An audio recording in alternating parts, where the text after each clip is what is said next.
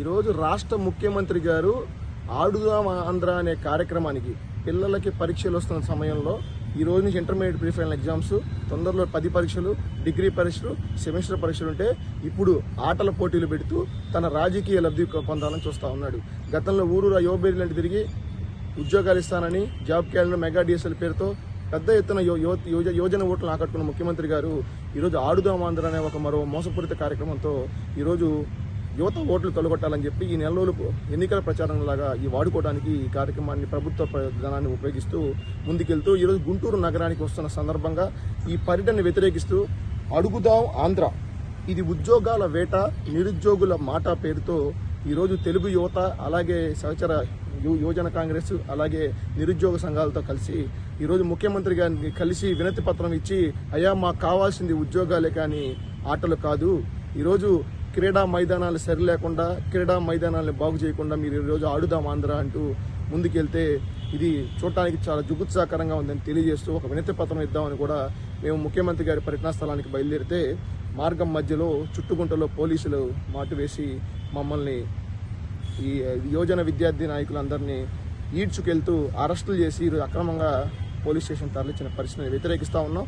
దీన్ని తీవ్రంగా ఖండిస్తూ ఉన్నాం. ఎందుకంటే ఈరోజు నిరుద్యోగుల పక్షాన, నిరుద్యోగుల మాటగా మేము అడుగుదాం ఆంధ్ర అంటూ జాబ్ క్యాలెండర్ ఎక్కడ, మెగా డిఎస్ఎల్ ఎక్కడ అని, ఆడుదాం సరే ఉద్యోగాలు ఎక్కడ పేరుతో, అలాగే ఆడుదాం సరే ఆట స్థలాలు ఎక్కడ పేరుతో వరుసగా కార్యక్రమాలు చేసాం.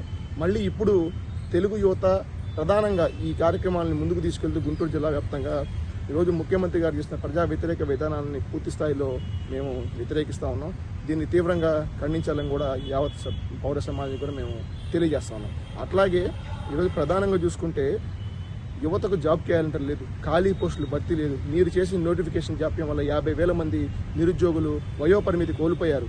కానీ ఈరోజు చూసుకుంటా ఉంటే ఈరోజు ప్రధానంగా ఆంధ్రప్రదేశ్ రాష్ట్రంలో యువత, విద్యార్థులు, నిరుద్యోగులందరూ మాకు ఉద్యోగాలు కావాలి కానీ ఆటలు కాదని కోరుకుంటున్నా.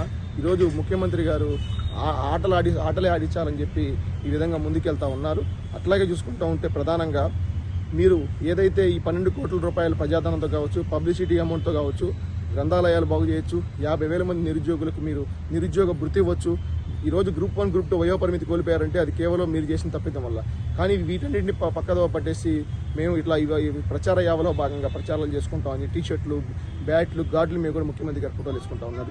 దీన్ని తీవ్రంగా ఖండిస్తూనే ఈరోజు మేము ముఖ్యమంత్రి గారి కార్యక్రమానికి వెళ్దామని చెప్పి ప్రయత్నిస్తే పోలీసులు అడ్డుకోవడం కూడా హేయమైన చర్యగా మేము భావిస్తూ రానున్న రోజుల్లో వెంటనే జనవరి 1 వస్తుంది. ఈసారన్న జాబులున్న జాబ్ క్యాలెండర్ విడుదల చేసి యుద్ధ ప్రాతిపదికన పోస్టులన్నీ ఇవ్వాలా. లేని పక్షంలో మీరు ప్రజాక్షేత్రంలో భంగపాటు తప్పదని కూడా ఈ సందర్భంగా తెలుగు యువతగా నేను ముఖ్యమంత్రి గారికి హెచ్చరిస్తా ఉన్నా.